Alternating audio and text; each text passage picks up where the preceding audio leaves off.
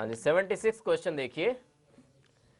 अगर single monovalent ion हो, single monovalent ion, तो उस पर चार्ज कितना होना चाहिए? 1.6 into 10 raise to power -19 coulombs. और 1 मोल की बात करें तो that is 6.023 into 10 raise to power 23। So this will be 6.023 into 1.6 into 10 raised to power 4। तो इसको कैलकुलेट करें तो this will be equal to 9.65 into 10 raised to power 4 coulombs। So this will be the correct option। एक single monovalent ion पे charge जो होता है that is equal to 1.6 into 10 raise to power -19, और एक मोल की बात हो रही है तो एक मोल का मतलब है 6.023 इंटू 10 रेज टू पावर 23।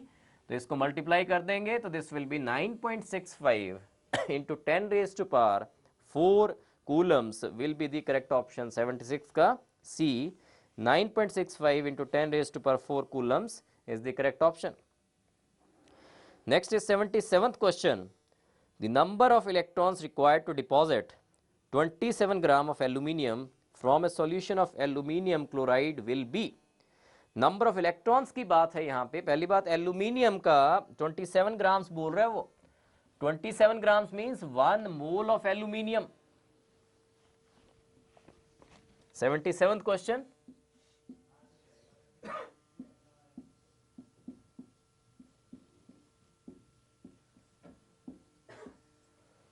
ऐसे डेपोजिशन होती है कि 3 मोल्स इलेक्ट्रॉन पास करवाया जाए या 3 फैराडे इलेक्ट्रिसिटी पास करवाई जाए तो 1 मोल ऑफ एल्यूमिनियम बनता है। And 1 mole of aluminium means 27 grams of aluminium. और बात भी कहां पे, यहां पे क्या हो रही है? 27 ग्राम्स की ही बात हो रही है। तो 27 ग्राम्स या 1 मोल ऑफ एल्यूमिनियम डिपॉजिट करने के लिए कितनी फैराडे इलेक्ट्रिसिटी पास करवानी पड़ी? 3 फैराडे। कितने मोल्स इलेक्ट्रॉन पास करवाने पड़े? 3 moles. And 3 moles of electrons that is 3 Faraday of electricity जब पास करवाई जाएगी इस सॉल्यूशन में तो 1 मोल एल्यूमिनियम का बनेगा या 27 ग्राम ऑफ एल्यूमिनियम बनेगा। So answer has to be 3 moles या फिर 3 into Avogadro number, that will be the answer. और 3 into N, C option is the correct option 77th के केस में। एन इसने बोला है, N is a Avogadro number. Next is 78th question. Oxidation number of carbon in carbon suboxide is. अब carbon suboxide होता क्या है ये भी पता होना चाहिए, तभी आप कार्बन की यहां पे ऑक्सीडेशन स्टेट निकाल सकते हो। अदरवाइज अगर आपको कार्बन सब ऑक्साइड ही पता ना हो कि क्या होता है तो how can you calculate the oxidation number. So 78th question में आपको सबसे पहले कार्बन सब ऑक्साइड क्या होता है उसका मॉलिक्यूलर फॉर्मूला पता होना चाहिए। एंड कार्बन सब ऑक्साइड है C3O2। C3O2 कार्बन का ऑक्सीडेशन नंबर x मान लीजिए, ऑक्सीजन का पता है आपको that is -2, so 3 into x, और 2 है ये -2 वाले तो 3x - 4 इज इक्वल टू 0 और 3x इज इक्वल टू 4 और x will be equal to 4/3। So suboxide is, carbon suboxide is C3O2। इसमें कार्बन का ऑक्सीडेशन नंबर निकालना है, जिसका ऑक्सीडेशन नंबर निकालना है उसको x लिया हमने 3 इंटू एक्स, एंड ऑक्सीजन का -2, 2 into -2 is -4, 3x - 4 is equal to 0, 3x is equal to 4 और x will be equal to 4/3।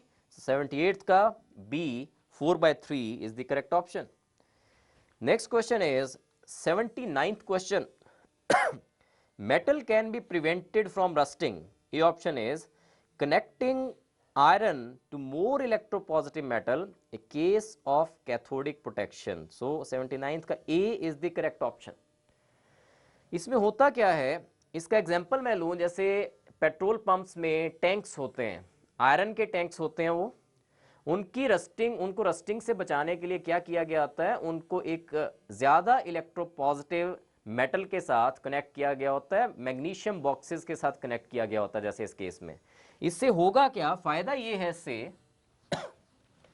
79th question,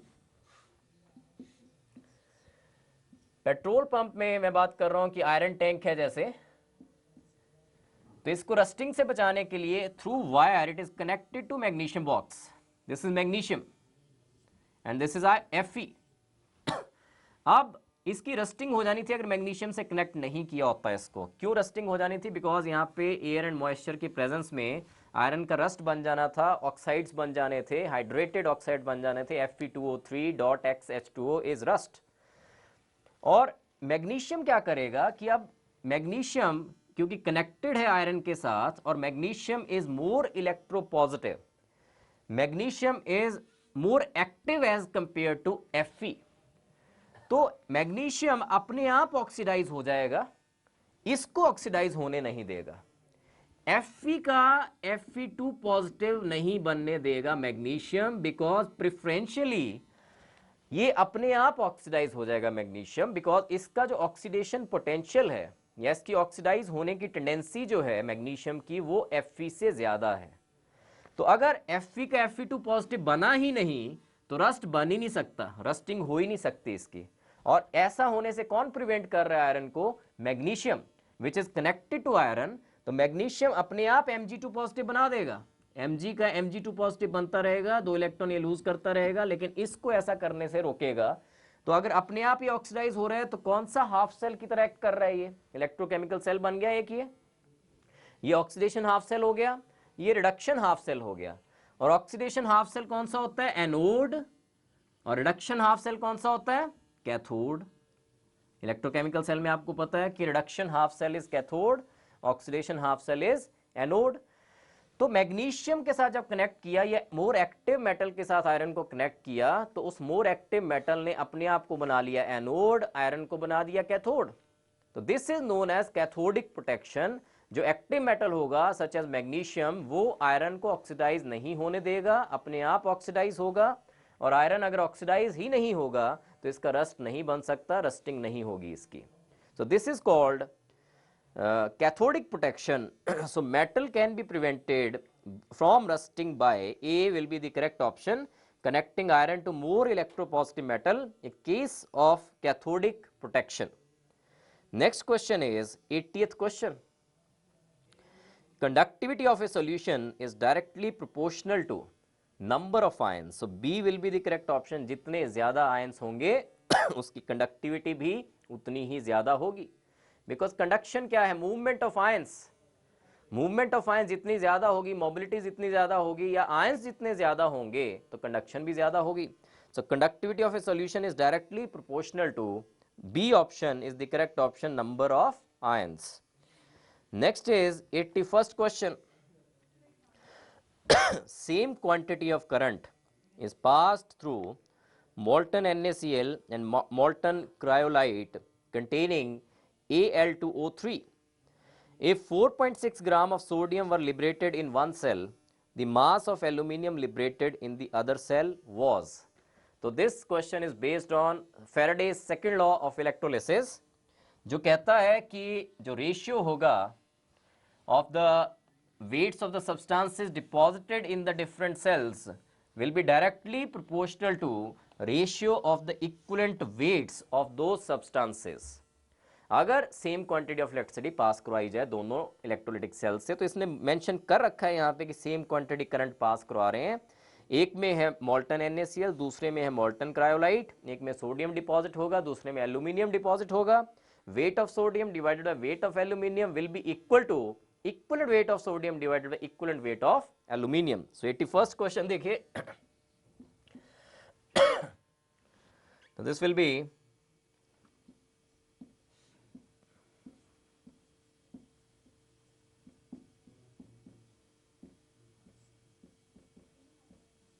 second law है Faraday second law of electrolysis. WNA 4.6 grams given है और aluminium का, silver नहीं है, it is aluminium. तो aluminium का weight निकालना है। तो this will be WAL, we have to calculate. Equivalent weight of sodium क्या होगा? Atomic mass divided by valency, that is 1। Aluminium का 27 divided by valency, that is 3। WAL इस equation से यू हैव टू कैलकुलेट।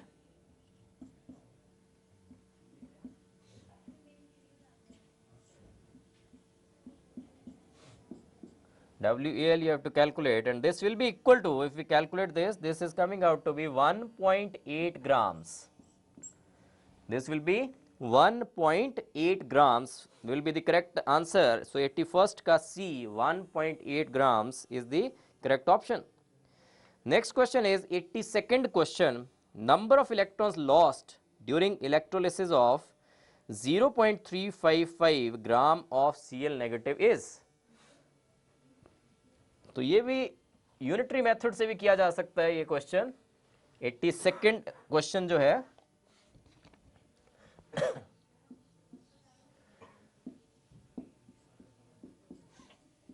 तो ऐसे करके discharge होना है Cl नेगेटिव का. अगर 1 मोल Cl नेगेटिव लिया जाए तो 1 मोल ऑफ इलेक्ट्रॉन्स बन रहे हैं. 1 मोल ऑफ Cl नेगेटिव से 1 मोल ऑफ इलेक्ट्रॉन्स बन रहे हैं. 1 mole of Cl negative means 35.5 grams अगर लिया जाए तो we are obtaining 1 mole of electrons. कितने की बात हो रही है? 0.355 ग्राम्स की बात हो रही है. तो इतने पे कितने मिलेंगे? यूनिटरी मेथड से आपने कैलकुलेट कर लेना है. 1/35.5 into 0.355. So this will be equal to 0.01 moles, that is 0.01 into Avogadro number of electrons. अगर Avogadro number को आप N0 से रिप्रेजेंट करें that will be 0.01 into Avogadro number, that is N0. एक बार फिर से देखिए, ऐसे करके पहले इक्वेशन लिखनी है आपको कि Cl नेगेटिव कैसे डिस्चार्ज हो रहा है. It will form half Cl2 plus 1 mole of electrons. 1 mole Cl negative से 1 मोल इलेक्ट्रॉन्स बन रहे हैं. 1 मोल Cl नेगेटिव मींस 35.5 ग्राम से 1 मोल ऑफ इलेक्ट्रॉन्स बन रहे हैं. लेकिन बात हो रही है 0.355 ग्राम से कितने मोल्स ऑफ इलेक्ट्रॉन्स बनेंगे. तो यूनिटरी मेथड से I have calculated it. 1 divided by 35.5 into 0.355, that is equal to 0.01 into Avogadro number. So this will be the answer. So 82nd का B 0.01 into Avogadro number N0, that is the correct option. 83rd question, if the salt bridge is removed between the two half cells, the voltage drops to 0. Voltage drops to 0 because salt bridge जो है वो internal circuit complete कर रहा है. और जब circuit complete होगा तभी इलेक्ट्रिसिटी फ्लो करेगी, तभी आउटर सर्किट में इलेक्ट्रॉन्स फ्लो करेंगे. अगर सॉल्ट ब्रिज ही निकाल दिया जाएगा तो सर्किट इनकम्प्लीट हो गया. There will not be any movement of electrons. Anodic portion से कैथोड की साइड को there will not be any movement of electrons. So voltage will drop to 0. 84th question, the conductivity of strong electrolyte increases on dilution slightly. तो ये Debye हक्कल-ऑन-सागर equation आपको बताई गई है पहले भी कि जब आप डाइल्यूशन करोगे तो स्ट्रॉन्ग इलेक्ट्रोलाइट्स में. So this is 84th question.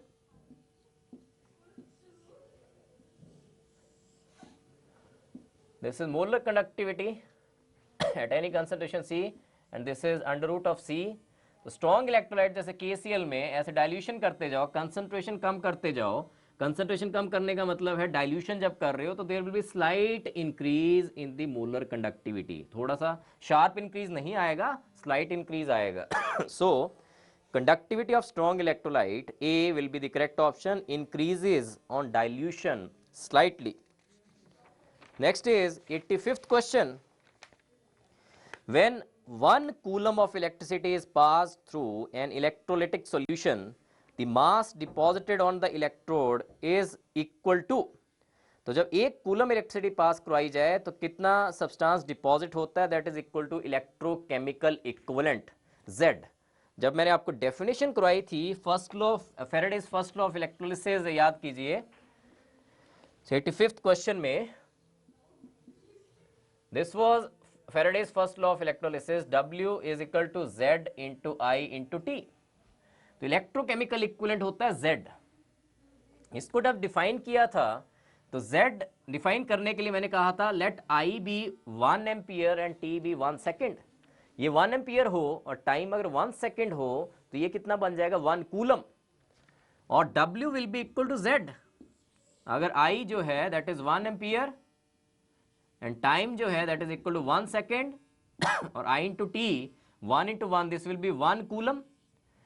तो उस केस में जब I1 है T1 है तो W is equal to Z and this is electrochemical equivalent. So electrochemical equivalent Z is equal to the amount of the substance deposited at a particular electrode when 1 coulomb of electricity is passed through the electrolytic solution. So 85th का C will be the correct option कि when 1 coulomb of electricity is passed through an electrolytic solution, the mass deposited on the electrode is equal to C, electrochemical equivalent. Next is 86th question. The equivalent conductivity of 0.1 normal CH3COH at 25 degrees Celsius is 80 and at infinite dilution it is 400 ohm inverse. The degree of dissociation of CH3COH is alpha पूछ रहा है ये, और alpha का formula आपको बताया गया है, कोलरॉश लॉ की ये एप्लीकेशन थी. डिग्री ऑफ डिसोसिएशन कैसे निकलती है? 86th question.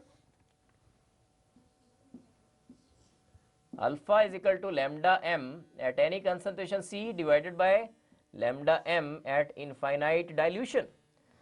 सो वैल्यूज डाल दीजिए, वैल्यू दी हुई है. The equivalent conductivity of 0.1 normal एक पर्टिकुलर कंसंट्रेशन पे और 25 डिग्री सेल्सियस पे इक्विवेलेंट कंडक्टिविटी गिवन है. देखो मोलर भी हो सकता है, इक्विवेलेंट भी हो सकता है. आप फॉर्मूला जो लगाओगे it can be equivalent conductivity also at any concentration C divided by equivalent conductivity eight infinite dilution. Molar के लिए भी इक्विवेलेंट के लिए भी अल्फा निकल जाएगा. सो वैल्यूज डालें तो एट एनी कंसंट्रेशन 0.1 नॉर्मल पे गिवन है आपको 80 और इनफाइनाइट डाइल्यूशन पे it is given to be 400. so this will be 1/5 that is equal to 0.2. so alpha will be 0.2 और 20% डिसोसिएशन होगी बस इस केस में. 0.2 will be the answer. so 86 का B 0.2 is the correct option. Next is 87th question. 1 Faraday of electricity will liberate 1 gram mole of the metal from the solution of 1 gram mole. क्या होता है? 1 gram mole is 1 mole of the substance. 1 gram mole means जैसे sodium का case लें, sodium के जो 23 grams हैं, 23 gram sodium का क्या होता है? 1 मोल ऑफ सोडियम. 23 grams को we can also say it as 1 gram atom of sodium. We can also say it as 1 gram atom of sodium. और ये कह रहा है कि 1 फैराडे इलेक्ट्रिसिटी जब पास की जाए तो कौन सा ऐसी ऑप्शन है जिसमें 1 फैराडे इलेक्ट्रिसिटी अगर पास करवाई जाए तो 1 gram mole of the substance या 1 gram mole of the metal बने. तो सारी ऑप्शन देखिए. Barium chloride 87 question. Barium chloride में barium is in positive 2 state. तो इसको अगर 1 मोल बनाना हो इसका बेरियम का, 1 ग्राम मोल बेरियम का बनाना हो तो 2 मोल इलेक्ट्रिसिटी पास करवानी पड़ेगी, 2 मोल ऑफ इलेक्ट्रॉन्स पास करवाने पड़ेंगे. 2 फैराडे से बात बनेगी, 1 फैराडे से नहीं बात बननी इसमें. कॉपर सल्फेट में भी सेम केस है. 2 Faraday, it will also be 2 Faraday. Next देखिए AlCl3. AlCl3 ऐसे करके 1 मोल एल्यूमिनियम का डिपॉजिट होना है तो इसमें 3 फैराडे इज रिक्वायर्ड. NaCl में Na positive plus 1 mole of electron will give you 1 mole of sodium. 1 mole of sodium means 1 gram mole of sodium. तो इस केस में 1 फैराडे या 1 मोल ऑफ इलेक्ट्रॉन से बात बन रही है. So it will be 1 Faraday in case of sodium chloride only. So D is the correct option. So 87th का D NaCl is the correct option. Next is 88th question. The extent of ionization increases. तो first option is with increase in the concentration of the electrolyte. No. अगर increase कर दें concentration तब तो उसका ionization decrease करता जाएगा. B is on decreasing the temperature of the solution. No, it will not decrease करने पे extent of ionization जो है decrease करेगी, increase नहीं करेगी. It cannot be the option. C option on addition of excess of water. That means इसकी dilution करते जाएं अगर तो dilution जब करते हैं तो extent of ionization increase करती है. जैसे हमने जो डिबाई-हक्केल-ऑनसागर इक्वेशन है उसके बेस पे भी ग्राफ्स डिस्कस किए थे. चाहे वीक इलेक्ट्रोलाइट हो चाहे स्ट्रॉन्ग इलेक्ट्रोलाइट हो,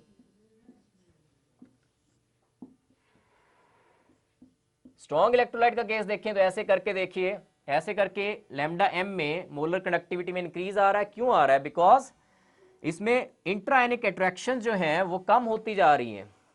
स्ट्रॉन्ग में तो खैर ऐसा है, स्ट्रॉन्ग इलेक्ट्रोलाइट जो है डाइल्यूशन के साथ उसमें डिग्री ऑफ आयनाइजेशन में इंक्रीज नहीं आना, बिकॉज स्ट्रॉन्ग इलेक्ट्रोलाइट्स तो चाहे लोअर कंसंट्रेशन हो चाहे हायर कंसंट्रेशन हो वो कंप्लीटली आयनाइज हो रहे हैं। लेकिन वीक इलेक्ट्रोलाइट का केस देखें, वीक इलेक्ट्रोलाइट के केस में ऐसे करके शार्प इंक्रीज आ रहा था मोलर कंडक्टिविटी में with the dilution.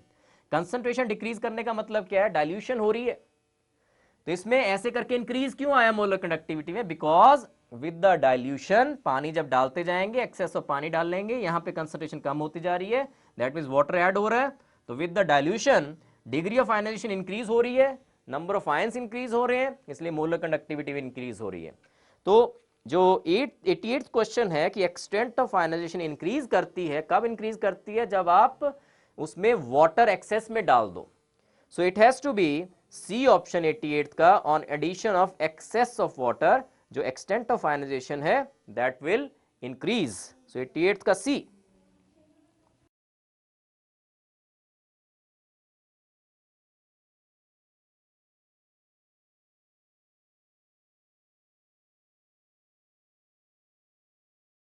Next question is 89th question. A solution of sodium sulfate in water is electrolyzed using platinum electrodes. The products at cathode and anode are respectively. तो 89th में देखिए sodium sulphate in water, aqueous sodium sulphate की बात हो रही है।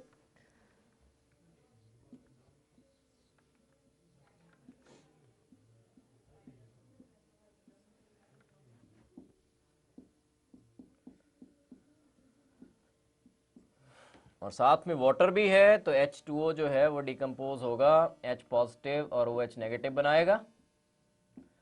अब देखिए कैथोड पे कौन से जाना चाहते हैं? ये दोनों जो केटाइंस हैं Na positive as well as H positive, दोनों कैथोड पे जाके डिस्चार्ज होना चाहते हैं। लेकिन डिस्चार्ज पहले कौन सा होगा?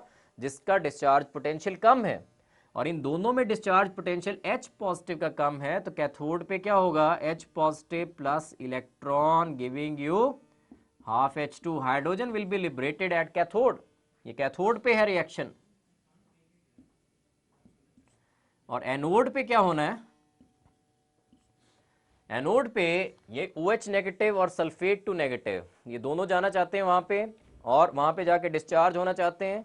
तो OH नेगेटिव जो है देखिए 4OH negative, this reaction will be at anode, will give you H2O plus O2 साथ में 4 इलेक्ट्रॉन्स।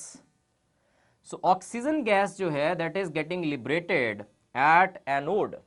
एनोड पे ऑक्सीजन बनेगी, कैथोड पे हाइड्रोजन बनेगी। सो ये रिएक्शंस होंगे दो। सो 89th का correct option will be H2 and O2, because उसने पूछा कैथोड पे और एनोड पे। तो कैथोड पे देखिए H2 बन रही है, एनोड पे देखिए O2 बन रही है। सो H2 एंड O2 जो हैं ये लिबरेट होने हैं respectively at cathode and anode. Next question is 90th question.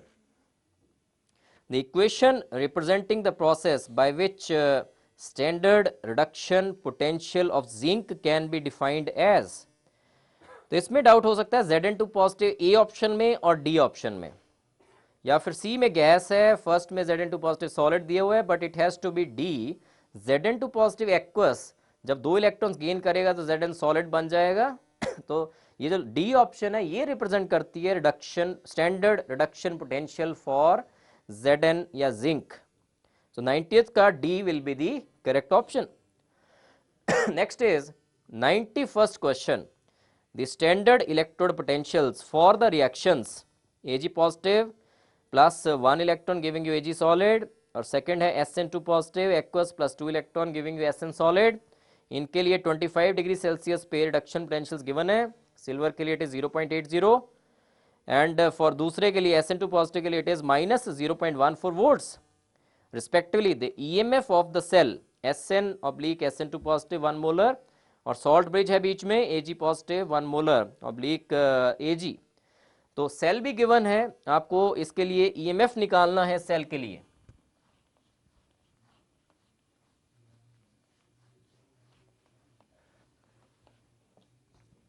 So this is 91st question, cell is SN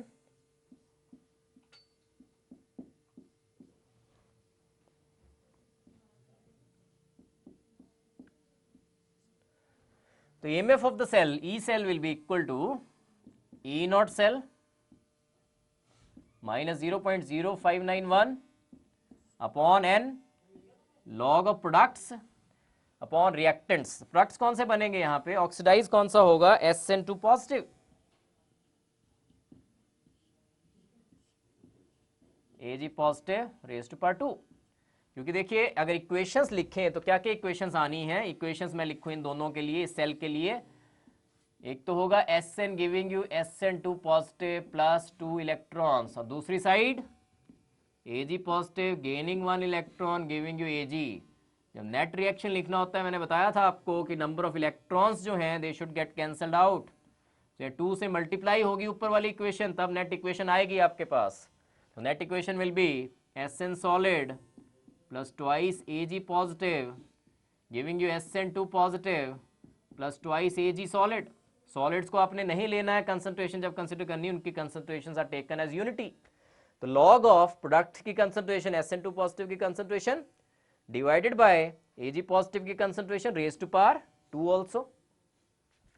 now n क्या है यहाँ पे, n is 2, number of electron जो कैंसल आउट हो रहे हैं that is n।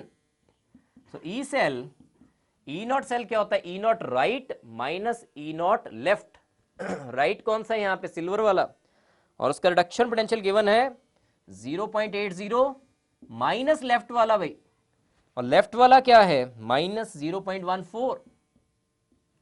This is E not cell minus 0.0591 upon 2 log of concentration, इसकी भी 1 है इसकी भी 1 है, लॉग ऑफ 1 विल बी, ये लॉग ऑफ 1 बन गया, दिस विल बी 0, ये सारा कुछ ये 0 हो गया, बचा क्या 0.80 plus 0.14 and this will be equal to 0.94 volts will be the answer.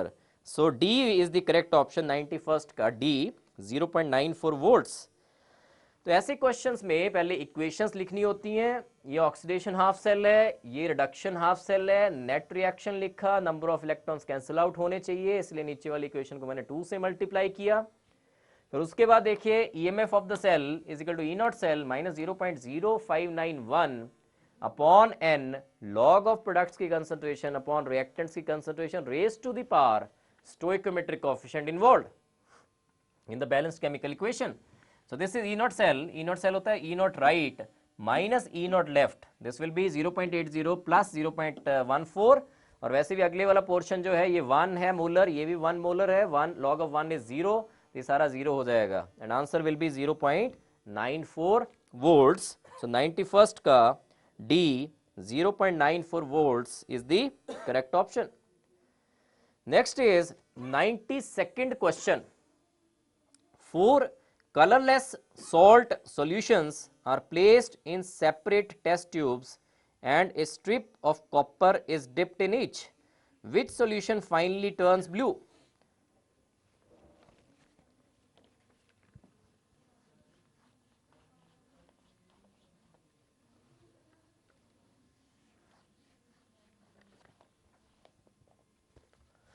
So this is 92nd question। बोलता है कि कलरलेस सॉल्यूशन सॉल्ट सॉल्यूशंस हैं, सेपरेट टेस्ट ट्यूब्स में रखी हैं, उसमें सारों में क्या कर रहे हैं, कॉपर की स्ट्रिप को डिप कर रहे हैं, और which solution turns finally turns blue, मतलब किस में CuNO3 ट्वाइस बन जाएगा। ब्लू मतलब बनने का मतलब है किस केस में कॉपर जो है रिस्पेक्टिव मेटल को डिस्प्लेस कर देगा और कॉपर नाइट्रेट CuNO3 ट्वाइस बना देगा। तो it will be B option. देखिए क्यों,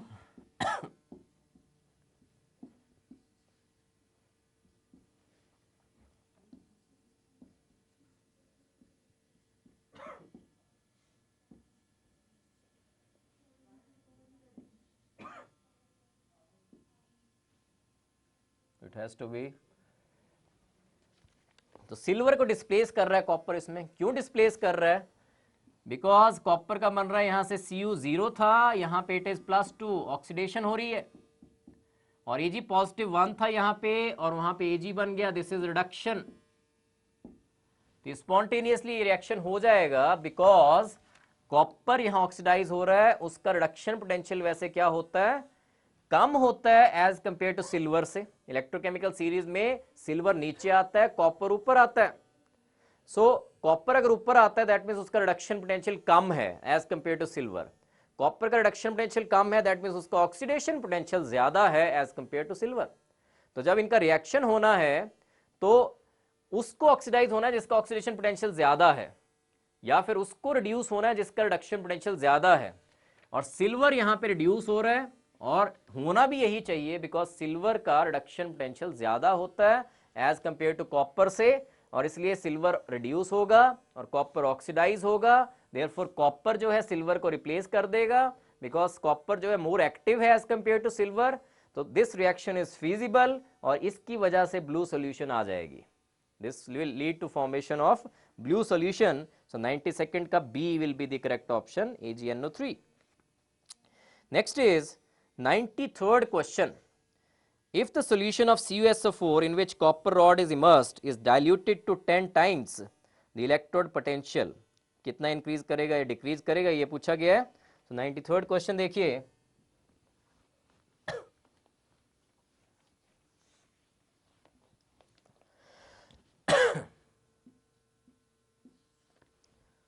कॉपर के लिए रिडक्शन पोटेंशियल की बात है। इलेक्ट्रोड पोटेंशियल कैसे लिखते हैं, रिडक्शन पोटेंशियल लिखा जाता है, और इसके लिए E electrode is equal to E not electrode minus 0.0591 upon 2 log of copper solid को लेंगे नहीं डिवाइडेड बाय कॉपर 2 पॉजिटिव। इसने कहा इसको डाइल्यूट कर रहे हैं, electrode is equal to E not electrode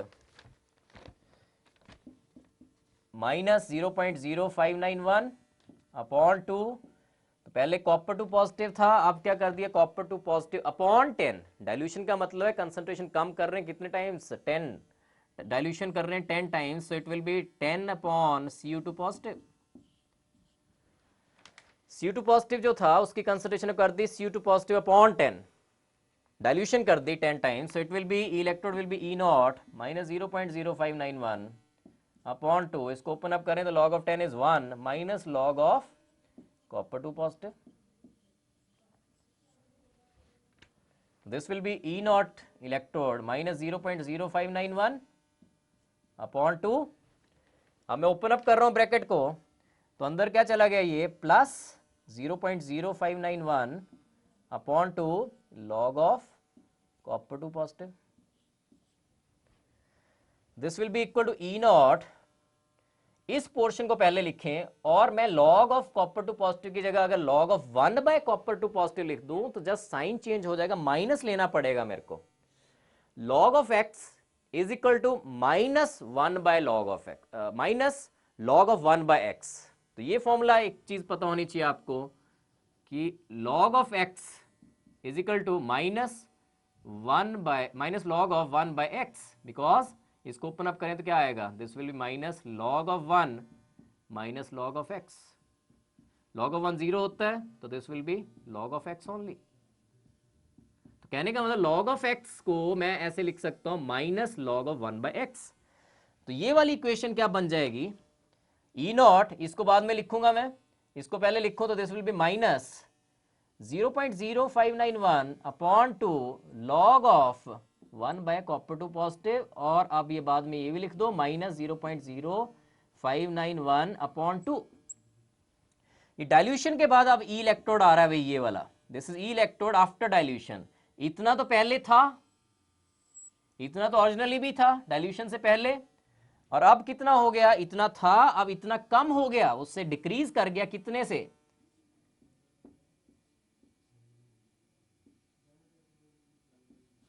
इतने से डिक्रीज किया है ये, माइनस 0.0295 और माइनस 0.030 भी ले सकते हैं इसको। So answer has to be इस क्वेश्चन में, this was 93rd question, it will be B option, decreases by 0.034 volts. decreases by 0.029 volts, या it can be taken as round of करते हैं तो 0.030 volts। देखिए क्या किया, इसके बारे में बात हो रही है reduction potential, electrode potential. E electrode is equal to E not electrode minus 0.0591 upon 2 log of 1 upon copper two positive. Dilution की तो कॉपर टू पॉजिटिव क्या हो जाएगा, copper two positive upon 10।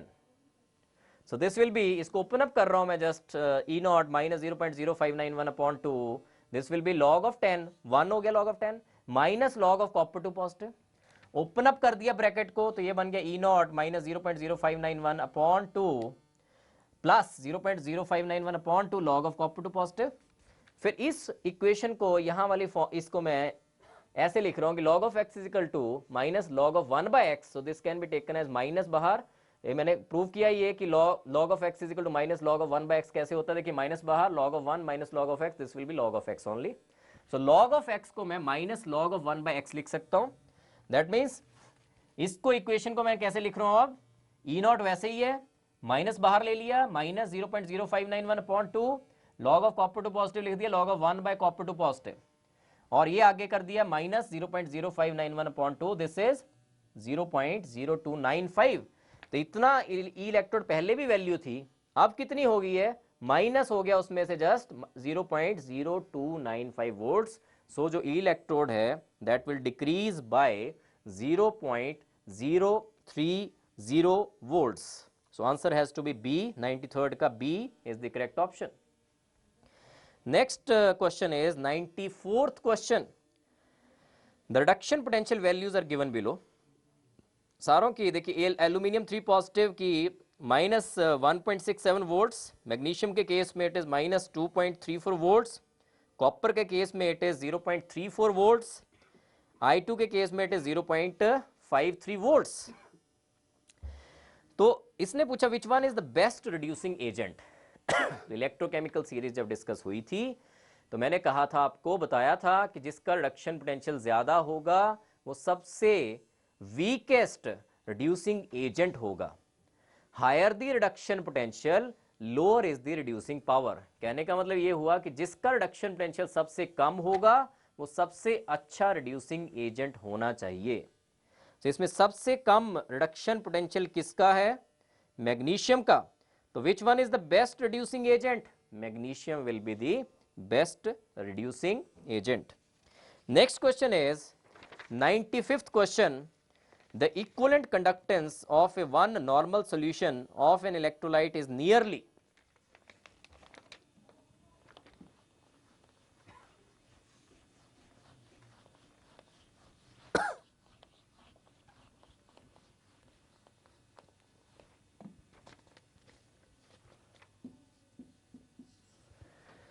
Equivalent conductance होती क्या, equivalent conductivity is equal to kappa into 1000 upon normality. कितने normal की बात हो रही सॉल्यूशन की, 1 नॉर्मल की, तो equivalent conductivity will be equal to kappa into 1000 upon 1।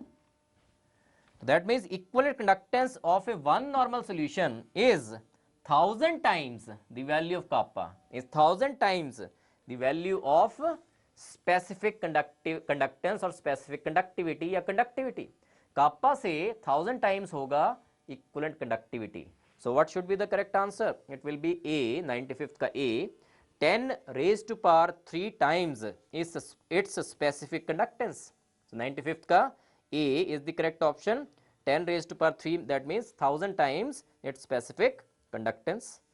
Next is 96th question, zinc is coated over iron to prevent rusting of iron because, galvanisation बोलते हैं इसको, जिंक की कोटिंग को आयरन के ऊपर। क्यों कोट किया जाता है इसको ऊपर आयरन के ऊपर, बिकॉज जिंक से जब कोटिंग देंगे आयरन को तो जिंक जो है वो अपने आप ऑक्सीडाइज हो जाएगा, आयरन को ऑक्सीडाइज नहीं होने देगा।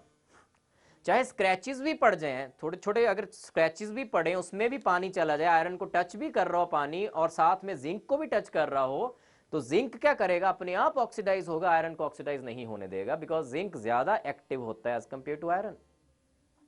जिंक ज्यादा एक्टिव क्यों होता है, बिकॉज इसका ऑक्सीडेशन पोटेंशियल आयरन से ज्यादा होता है, या रिडक्शन पोटेंशियल जिंक का कम होता है as compare to iron. Reduction potential zinc का कम होने का मतलब ये है, ये इलेक्ट्रोकेमिकल सीरीज में ऊपर आता है आयरन से, इसका रिडक्शन पोटेंशियल कम है एज कंपेयर टू आयरन। अगर रिडक्शन पोटेंशियल कम है तो इसका ऑक्सीडेशन पोटेंशियल आयरन से ज्यादा होगा, और दैट मीन्स ऑक्सीडाइज होने की टेंडेंसी अगर देखी जाए आयरन और जिंक में, जिंक की ऑक्सीडाइज होने की, इलेक्ट्रॉन लूज करने की टेंडेंसी ज्यादा है। तो जिंक से अगर कवरिंग देंगे आयरन को, अगर तो पूरा कवर्ड है तब तो पहुंचेगा ही नहीं पानी आयरन तक, कवर्ड है क्योंकि। अगर बाई चांस कहीं स्क्रैचेस भी लग जाएं तब भी क्या है कि उस स्क्रैच्ड पोर्शन में जो पानी होगा अगर आयरन को टच भी कर रहा है तो जिंक आयरन को ऑक्सीडाइज नहीं होने देगा, अपने आप ऑक्सीडाइज हो जाएगा। और अगर आयरन ऑक्सीडाइज नहीं होगा तो रस्ट नहीं बनेगा, रस्टिंग नहीं होगी आयरन की। तो आंसर क्या होना चाहिए कि जिंक का रिडक्शन पोटेंशियल कम है as compare to that of iron, और we can say that zinc का ऑक्सीडेशन पोटेंशियल ज्यादा है as compare to that of iron. किसी भी तरह से कहा जा सकता है, लेकिन यहां रिडक्शन पोटेंशियल गिवन है, देखिए it will be C will be correct option, E naught Zn2 positive oblique Zn is less than E naught Fe2 positive oblique Fe। That mean zinc का रिडक्शन पोटेंशियल कम है, और कह सकते हैं कि जिंक का ऑक्सीडेशन पोटेंशियल ज्यादा है, वो अपने आप ऑक्सीडाइज हो जाएगा, आयरन को ऑक्सीडाइज नहीं होने देगा, इसलिए आयरन की रस्टिंग नहीं होगी। तो 96 का C is the correct option. Next is 97th question, और ये क्वेश्चन है कि smuggler could not carry gold by depositing iron on the gold surface since, कि स्मगलर गोल्ड को छुपा के नहीं ले जा सकता, उसके ऊपर आयरन की कोटिंग नहीं करवा सकता। किसी मेटल की किसी दूसरे मेटल के ऊपर कोटिंग करवानी हो तो कैसे होगी कोटिंग?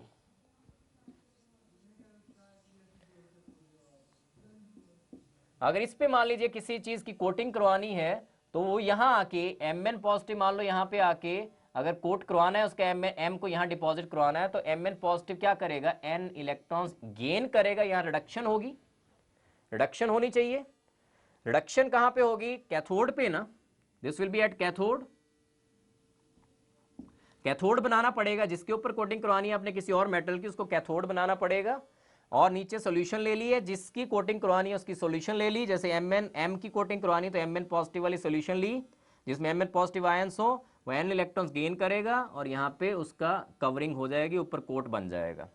अब गोल्ड के ऊपर आयरन की कोटिंग क्यों नहीं हो सकती, बिकॉज Fe में और गोल्ड में गोल्ड का रिडक्शन पोटेंशियल ज्यादा है, इसकी रिड्यूस होने की टेंडेंसी ज्यादा है और इसकी रिड्यूस होने की टेंडेंसी कम है। Fe2 पॉजिटिव 2 इलेक्ट्रॉन गेन करेगा तभी Fe बन सकता है ना, और गोल्ड के ऊपर Fe डिपॉजिट करवाना है तो Fe का रिडक्शन पोटेंशियल ज्यादा होना चाहिए था एज कंपेयर टू गोल्ड, तभी गोल्ड के ऊपर आयरन ने डिपॉजिट होना था।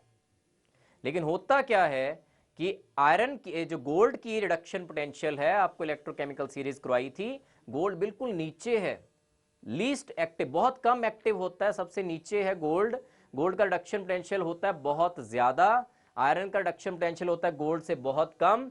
तो आयरन जो है Fe2 पॉजिटिव रिड्यूस नहीं हो पाएगा इन प्रेफरेंस टू गोल्ड, और आयरन के गोल्ड के ऊपर आयरन को डिपॉजिट नहीं करवाया जा सकता। इसका मेन रीजन यही होगा कि gold has higher reduction potential than iron. अगर आयरन का रिडक्शन पोटेंशियल हायर होता एज कंपेयर टू गोल्ड, तब ये रिएक्शन हो जाना था और आयरन की कोटिंग गोल्ड के ऊपर चढ़ जानी थी, otherwise it is not possible. Reason being कि आयरन का reduction potential is less than that of gold, या फिर ऐसा कह सकते हैं कि गोल्ड का reduction potential is higher than that of iron. So it will be C option, 97th में C is the correct option कि gold has higher reduction potential than iron. Next देखिए 98th question, Zn solid plus Cl2 1 atmosphere giving you Zn2 positive plus Cl negative. The E naught of the cell is 2.12 volts. To increase E,